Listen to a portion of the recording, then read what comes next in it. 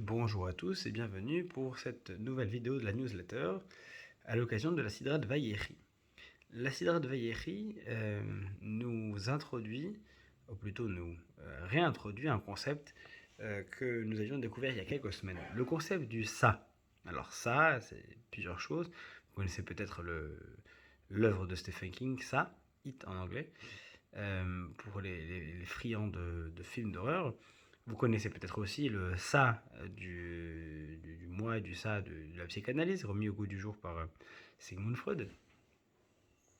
Mais il ne s'agit pas de ça. Enfin, si, il s'agit de ça. Mais de quoi il s'agit?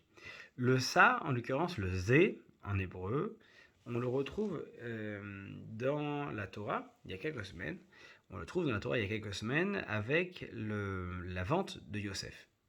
Alors, Yosef a des rêves qui agacent ses frères, il a des comportements qui agacent ses frères. Bon, ses frères finalement nourrissent de plus en plus des tensions et une certaine violence vis-à-vis de leur frère, au point où ils décident de le vendre. Mais juste avant la vente, il y a un passage tout à fait intriguant. Lorsque Yosef a été envoyé par son père Yaakov pour aller rejoindre ses frères, il les cherche. Il rencontre une personne sur le chemin et il lui pose cette célèbre question: Et achai ani mevakesh, je cherche mes frères.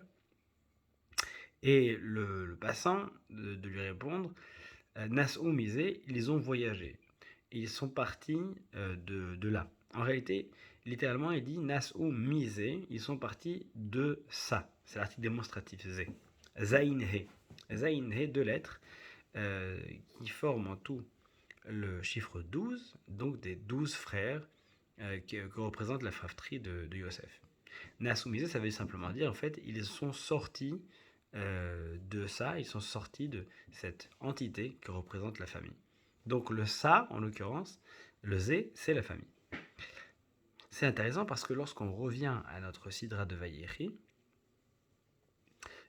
et que Yaakov finalement retrouve son fils des années plus tard. Entre-temps, Yosef a été vendu, il a été en prison en Égypte, il a eu des responsabilités, puis bref, toute une série d'épreuves qui se sont enchaînées. Finalement, Yosef et ses frères, sa famille sont réunis dans un contexte tout à fait improbable.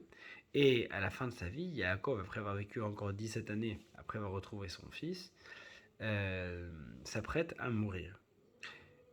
Et là, Yosef veut que ses enfants soient bénis par son papa. Une tradition qu'avant de mourir, les pères bénissent leur fils dans cette famille.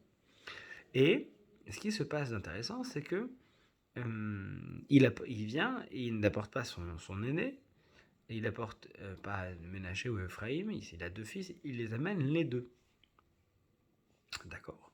Il les amène les deux, et parmi les deux, il y en a un qui a plus l'habitude de fréquenter son papy, c'est Ephraïm, qui a l'habitude d'étudier avec son papy Yaakov. Ménaché, quant à lui, est plus proche de son père au quotidien, il s'occupe de l'intendance avec son père, plus dans les instances politiques.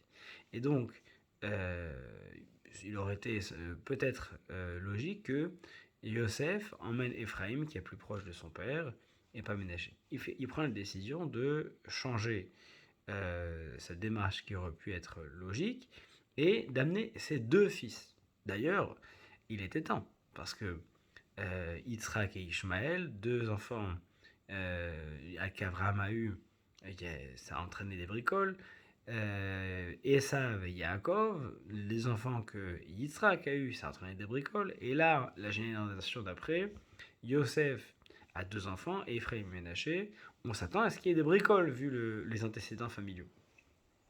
Eh bien non, Yosef a compris l'enjeu, et plutôt que de proposer à l'un ou à l'autre de prendre la bénédiction, il les amène les deux. Et lorsque finalement il vient se présenter devant son père pour recevoir la bracha pour ses enfants, le Yaakov demande à son fils: Mi et qui sont-ils? Il sait très bien qui ils sont, il connaît ses petits-enfants. Alors effectivement, le texte nous dit que Yaakov peut-être ne voit pas très bien, mais en réalité, il sait très bien qui ils sont. Et la réponse est encore plus intéressante que la question. Qui sont-ils? Il répond, ce sont les enfants que Dieu m'a donnés, Asher Nathan Elohim basés. Ce sont les enfants que Dieu m'a donnés basés dans le ça, dans la famille. Et c'est la première génération, après celle d'Abraham, Yitzhak et Yaakov, première génération où il y aura effectivement une dualité, deux enfants, mais pas de rivalité. Pas de rivalité, l'un et l'autre ne vont pas se battre. D'ailleurs, on est un petit peu inquiet parce que Yaakov, lorsqu'il va recevoir ses deux petits-fils, Yosef va prendre ses deux enfants, il va placer les mains de son père sur les deux enfants, et Yaakov va inverser ses mains en disant que celui qui est l'aîné aurait dû effectivement peut-être avoir la préséance, mais son petit frère aura une plus grande part dans l'histoire d'Israël. Donc il inverse ses mains. On a une petite crainte que encore la rivalité risque de revenir, et puis en fait non. Pas de rivalité, parce que Yosef va prendre ses deux enfants et les présenter de manière tout à fait égale pour recevoir la bracha. Après plusieurs générations, enfin, la malédiction est levée et les deux enfants vont pouvoir recevoir la bénédiction de leur grand-père. Et Ephraïm et Ménaché, les deux n'auront pas de représentants la tribu de Yosef, tous les deux à part égale, ils auront une double part, l'un n'aura pas de préséance sur l'autre, même si effectivement Yaakov considère que le cadet sera peut-être plus grand que l'aîné, en tous les cas enfin. Après plusieurs générations de rivalité dans la dualité des frères, eh bien les rivalités s'estompent et les deux frères peuvent construire ensemble dans le ça, dans le zé, dans cette famille qui se construit. Hachem, Nathaniel et Elohim basés, les enfants que Dieu m'a donnés dans cette famille, pour cette famille, dans le projet de construire cette famille.